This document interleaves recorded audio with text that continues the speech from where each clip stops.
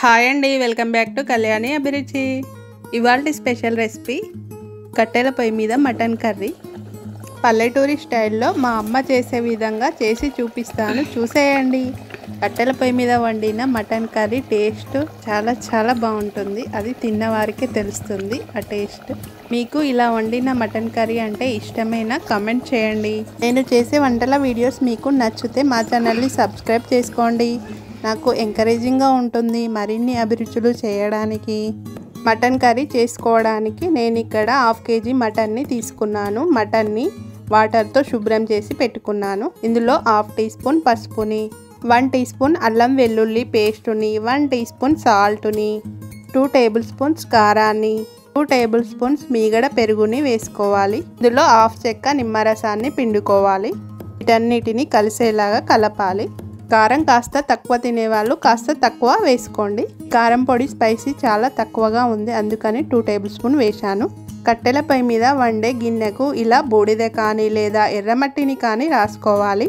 వంట చేసిన తర్వాత తోమితే తెల్లగా అవుతుంది, లేదంటే నల్లగా మసిపట్టి ఉంటుంది. ఇది కట్టెల పొయ్యి మీద వండే వారికి తెలిసే ఉంటుంది. కట్టెల పొయ్యి మీద వాడే గిన్నెలో అడుగు మందంగా ఉంటే బాగుంటుంది. ఇలా కట్టెల పొయ్యి మీద గిన్నె పెట్టి 2 టేబుల్ స్పూన్స్ ఆయిల్ వేసి, ఆయిల్ హీట్ అయ్యాక కట్ చేసిన ఆనియన్స్ని వేసి ఆనియన్స్ని ఇలా ఫ్రై చేసుకోవాలి.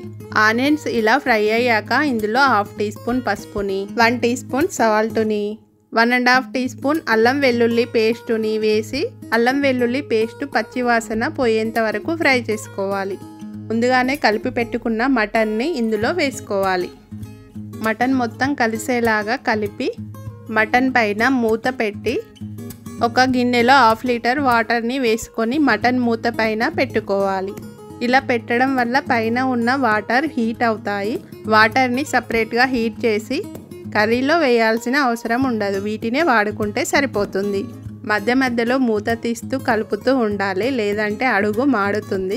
కట్టెల పొయ్యి మీద మంటను కూడా అడ్జస్ట్ చేసుకోవాలి. మటన్ ఇలా వాటర్ లేకుండా ఫ్రై అయ్యాక ఈ వాటర్ని ఇందులో వేసుకోవాలి. మటన్ ఉడకడానికి కాస్త ఎక్కువ టైమే పడుతుంది. కుక్కర్లో వండితే తక్కువ టైంలో ఉడుకుతుంది మటన్, కానీ ఇలా వండితే కాస్త ఎక్కువ టైమే పడుతుంది.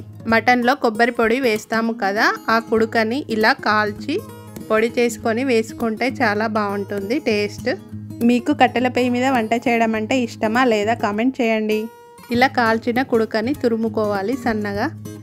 మటన్ 80% వరకు ఉడికింది.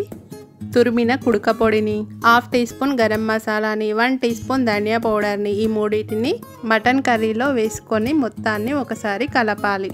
ఈ చిన్నప్పుడు మీ అమ్మ వాళ్ళు లేదా అమ్మమ్మ వాళ్ళు కట్టెల పొయ్యి వాడేవారా లేదా కామెంట్ చేయండి. లాస్ట్లో సన్నగా కట్ చేసిన కొత్తిమీరను కూడా వేసుకోవాలి. మటన్ ముక్క మెత్తగా ఉడికాక పొయ్యి మించి దించి సర్వ్ చేసుకోవడమే. మీ చిన్నప్పుడు మీ అమ్మ వాళ్ళు కట్టెల పొయ్యిని వాడి వంట చేస్తే మీ అమ్మగారు చేసే ఏ రెసిపీ అంటే మీకు ఇష్టమో కామెంట్ చేయండి. మా అమ్మ కట్టెల పొయ్యి మీద వండే సర్వపిండి అంటే నాకు చాలా ఇష్టం.